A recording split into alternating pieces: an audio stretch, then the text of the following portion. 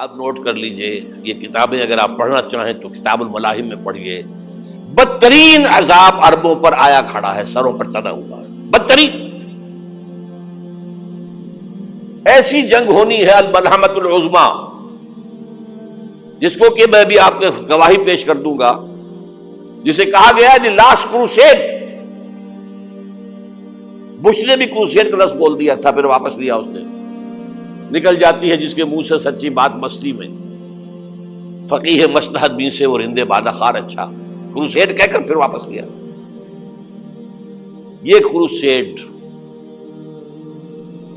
اس کے اوپر جس قدر نقصان ہونا ہے عربوں کا، گریٹر اسرائیل بنے گا، یہ عراق، شام، اردن، سعودی عرب کا کچھ شمالی علاقہ، ترکی کا جنوبی علاقہ، مصر کا صحرائے سینا، اور اس کے ساتھ ہی جو بہترین اس کا زرخیز ترین علاقہ ڈیلٹا آف نائل، یہ سب یہودیوں کے قبضے میں جائے گا۔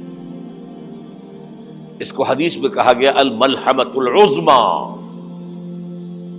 عیسائی 80 علم لے کر ہے مسلمانوں تم پر حملہ آور ہوں گے، اور ہر علم کے نیچے 12,000 فوج ہوگی، 9.5 لاکھ فوج۔ یہ نیٹو کی تیاری کس کے لیے ہو رہی ہے؟ جب یو ایس ایس آر کا خاتمہ ہوا تو پوچھا گیا تھا نیٹو چیف سے، اب کس لیے؟ تمہارا وہ دشمن تو ختم ہو گیا، اب ہمیں اسلامک فنڈامنٹلزم سے نمٹنا ہے۔ وہ جانتے ہیں خطرہ یہی ہے، اب اسلام ابھر سکتا ہے، مسلمانوں کے سینوں کے اندر وہ آگ ہے،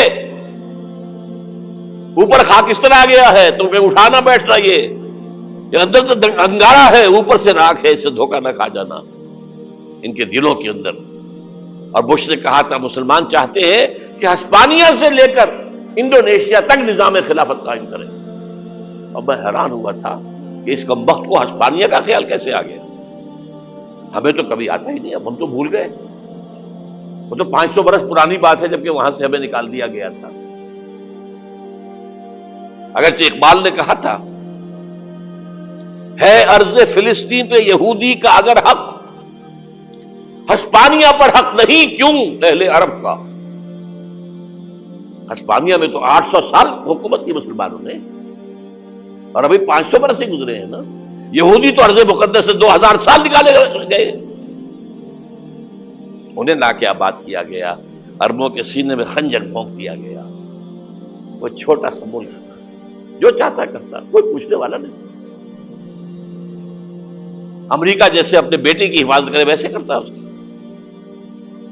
اور حضور نے فرمایا ہے وہ جنگ جب ہوگی تو ایک باپ کے اگر 100 بیٹے ہوں گے تو 99 ختم ہو جائیں گے، ایک بچے گا۔ یہ حدیث ہے، حدیث ہے صحیح۔ اور آپ نے فرمایا ویل للعرب من شر قد اقترب، عربوں کے لیے ہلاکت ہے، عربوں کے لیے بربادی ہے اس شر سے جو قریب آ چکی ہے۔ اور آج جس طرح انہوں نے ان کی تہذیب کو اختیار کر لیا ہے، دبئی جا کر دیکھیے، بدترین مغربی معاشرہ جو ہے وہ دبئی کے اندر ہم نے قائم کر کے دکھا دیا۔ اب سعودی عرب اس راستے پر بڑھ رہا ہے۔ اور اس کے بعد نمبر 2 پر جو ہے ہم پاکستانی ہیں، لیکن میں اس کے وہ پہلی بات جو کہہ رہا ہوں وہ تو یقینی ہے، اس میں تو احادیث صحیحہ موجود ہے۔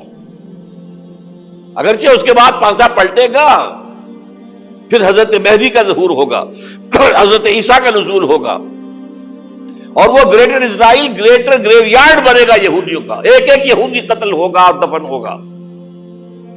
یہ بات میں ہونا ہے، میں پہلی بات پر پرچ کر رہا ہوں۔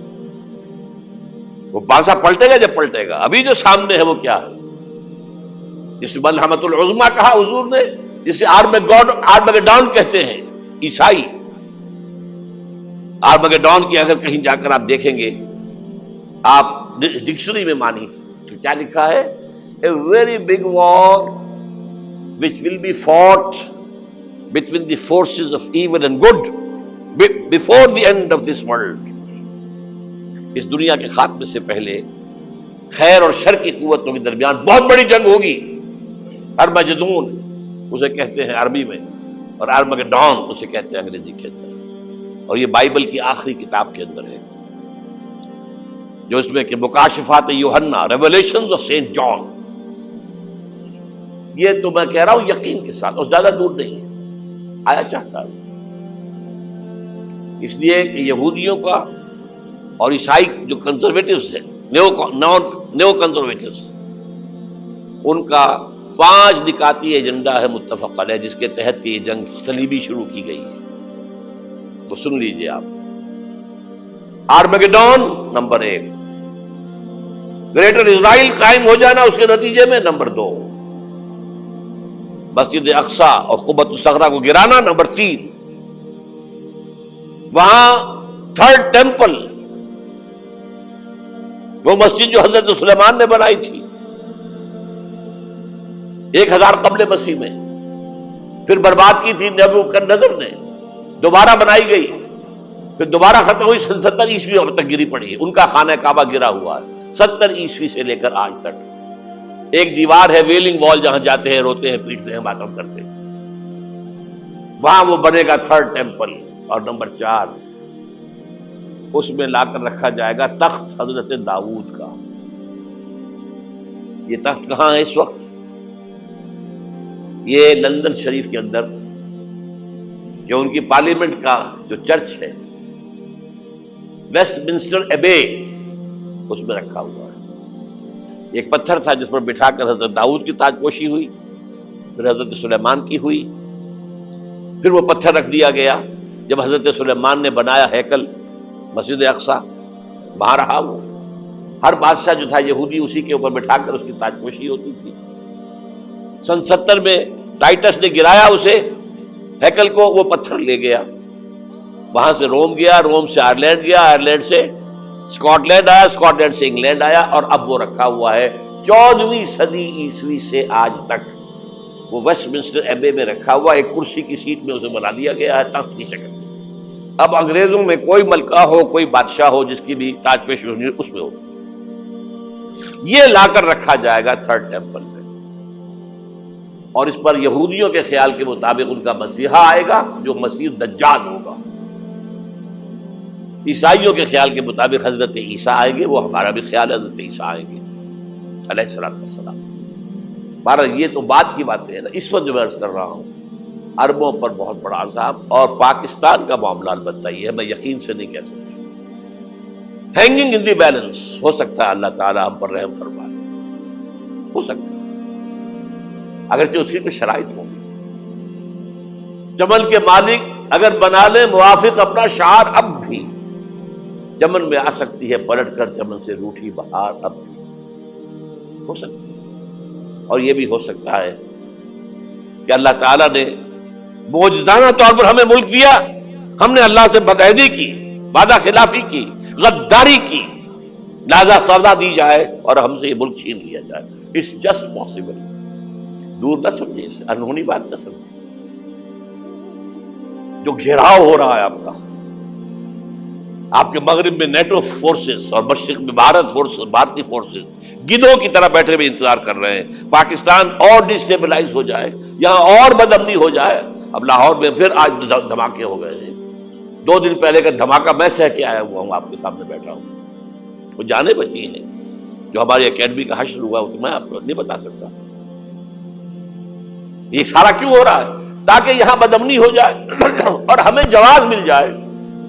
مغرب سے نیٹو فورسز داخل ہو جائیں، مشرق سے بھارتی فورسز آ جائیں، اور ہمارے ایٹمی دانت توڑ کر اور پھر ہمیں بھارت کے سامنے ڈال دیا جائے. نو ڈو ایز یو لائک. یہ ان کا نقشہ ہے. ہوگا کیا وہ اللہ جانتا ہے. ہوگا وہ جو اللہ چاہے. لیکن اللہ کا چاہنا جو ہے وہ کس پر منحصر ہے؟ یہاں انقلاب برپا کرو، یہاں اسلام لاؤ. اگر دھندوں میں لگے رہو گے تو وہ خود بخود نہیں آ جائے گا انقلاب. صحابہ نے جانیں دی تھی، کتنی تکلیفیں اٹھائی تھی. 12 برس تک مکی دور کے اندر با نشہ درویشی در ساز و دمادم زن، جو پختہ شبی خدرا بر سلطنت جم سن. یوم طائف یاد ہے جو حضرت عائشہ فرماتی ہے کہ میں نے پوچھا تھا حضور سے کہ یوم احد سے زیادہ سختی بھی آپ پر کبھی آئی؟ یوم احد پر کیا ہوا تھا؟ تلوار کا وار پڑا تھا آپ کے چہرہ مبارک، یہ جو رخسار کی ہڈی ہے اس کے اندر وار گیا ہے، اوپر خود کی 2 کڑیاں تھیں وہ اس میں گھس گئیں، 2 دندان مبارک شہید ہوئے۔ وہ خود کی کڑیاں ایک صحابی نے اپنے دانتوں سے پکڑ کر کھینچنے کی کوشش کی، دانت نکل گئے، وہ نہیں نکلی، کیا جتن کر کے نکالی گئی ہوگی تو خون کا فوارہ آیا، اتنا خون گیا ہے کہ آپ بے ہوش ہو گئے، گر گئے، اور مشہور یہ ہو گیا کہ آپ کا تو انتقال ہو گیا، شہادت ہو گئی۔ یہ سیرت کبھی پڑھی ہے؟ حضرت عائشہ کے ہوش کا تو یہی دور تھا نا، یوم طائف میں جو آپ کی کیا تھی، بچی تھی، انہیں کیا پتا کیا ہو رہا ہے حضور کے ساتھ۔ 3 دن تک حضور مکے کی گلیاں اور وہاں کے اوباش لوگ پتھراؤ کر گئے تھے اس امید میں کہ شاید وہاں کا کوئی سردار ایمان لے آئے، تو یہاں تو ابو طالب بھی فوت ہو گئے، یہی دنیاوی سہارا تھا، خاندانی سہارا تھا ابو طالب کے ذریعے، اور گھر میں ایک دلجوئی کرنے والی رفیقہ حیات تھی، وہ بھی، ان کا بھی انتقال ہو گیا۔ آپ نے کہا یہ عام الحزن ہے، اب تو سب کو طے ہو گیا قریش کو کہ آپ جیسے قتل کر دو، اسی لیے آپ گئے طائف، شاید وہاں کا کوئی بڑا سردار مانے، ایمان لے آئے مجھ پر، تو میں اپنا مرکز ادھر شفٹ کر دوں۔ تینوں سے ملے ہیں، تینوں نے وہ جواب دیے ہیں، نکل جاؤ یہاں سے، میں تمہارے ساتھ بات بھی کرنے کو تیار نہیں۔ اچھا، تمہارے سوا کوئی نہیں ملا تھا اللہ کو نبی بنا کر بھیجنے کے لیے؟ دیکھو جاؤ، میں بات نہیں کرنا چاہتا، ہو سکتا ہے میں بے عزتی کر بیٹھوں، واقعی تم اللہ کے نبی ہو تو میں مارا جاؤں گا، جاؤ جاؤ جاؤ۔ یہ سلوک محبت کے ساتھ ہوا ہے۔ اور پھر چھوکروں کو، اسٹریٹ ارچنز جنہیں آپ کہتے ہیں، اشارہ کیا تھا، خبر لو ان کی، پتھراؤ ہو رہا ہے، ساتھ کوئی ہے ہی نہیں، ایک آدمی صرف، زید ابن حارثہ۔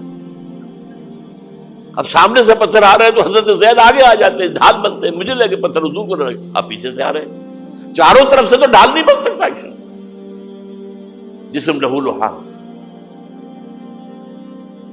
خون جا کر جوتیوں میں جم گیا ہے، جوتی اتر نہیں دی۔ پھر وہاں سے واپسی پر جو دعا مانگی ہے، اللہم الیک اشکو ضعف قوتی وقلت حیلتی وہوانی علی الناس، اے اللہ تیری جناب میں فریاد لے کر آیا ہوں اپنے قوت کی کمی کا، اپنے وسائل کی کمی کا، اور جو ذلت و خواری ہو رہی ہے لوگوں کے سامنے، الا ملتکلنی، مجھے کس کے حوالے کر دیا ہے، الا بعیدی یتجہمنی، یہ میرے اوپر ہجوم کر کے آ جائے، حملہ کرے، اور عدو من لگتا امرے، یہ دشمن کے حوالے میرا معاملہ کیا ہے، جو چاہے کر دے وہ۔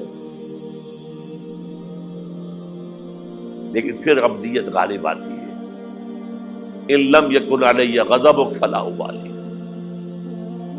اللہ اگر تو ناراض نہیں ہے تو مجھے کوئی پرواہ نہیں،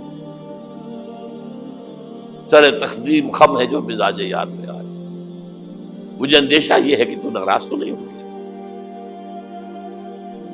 یہ تکلیفیں جھیلی ہے۔ سینکڑوں صحابہ نے جانوں کا نذرانہ پیش کیا ہے، احزاب کی جنگ میں فاقوں پر فاقے ہو رہے تھے، اور ان فاقوں کی حالت میں خندق کھودنے کا حکم ملا ہے، لوگوں کی کمریں دوہری ہو رہی ہیں، پتھر باندھے ہیں اپنے پیٹوں سے، اپنی چادروں کے ساتھ کس کر کمر دوہری نہ ہو جائے، اور جب صحابہ کدالیں چلا رہے ہیں تو کیا کہہ رہے ہیں، نحن الذین بایعوا محمدا علی الجہاد ما بقینا ابدا، اللہم لا عیش الا عیش الاخرہ۔ صحابہ کہتے تھے ہم وہ لوگ ہیں جنہوں نے محمد سے بیعت کی ہے کہ جہاد کرتے رہیں گے جب تک جان میں جان نکل جائے تو بات، اور جان ہے، چاہے ابھی بھوک سے کمر دوڑی ہوئی جا رہی، جان تو ہے۔ اور ایک دفعہ کہتے تھے اللہم لا عیش الا عیش الاخرہ، اے اللہ عیش، زندگی تو آخرت کی زندگی ہے۔ اور حضور فرماتے تھے، حضور کے بیٹھے ہوئے نہیں تھے گاؤں تکیہ لگا کر، پتھر اٹھا کر خندق میں سے لے جا کر باہر پھینک رہے تھے، جب صحابہ کہتے ہیں اللہم لا عیش الا عیش الاخرہ، حضور فرما رہے ہیں فاغفر للانصار والمہاجرہ، اے اللہ ان انصار اور مہاجرین کی مغفرت فرما دو۔ پھر حضور کی خدمت میں کچھ لوگ آئے، حضور اب یہ فاقہ ناقابل برداشت ہو گیا، دیکھیے ہم نے یہ پتھر باندھے ہوئے اپنے پیٹ کے ساتھ۔ حضور نے کرتا اٹھا کر دکھایا، وہاں 2 پتھر باندھے ہوئے۔ یہ ہے سیرت النبی۔ آپ کس چیز کو سیرت النبی سمجھتے ہیں؟ بہرحال اس موضوع پر میری ایک کتاب ہے منہج انقلاب نبوی، کہ انقلاب کیسے آیا تھا۔ اگر دل میں ذرا بھی آرزو پیدا ہو گئی ہو کہ اللہ قبول کر لے مجھے قبول کر لے اس کام کے لیے، تو وہ کتاب آپ کے لیے مسٹ ہوگی، اس کا پڑھنا۔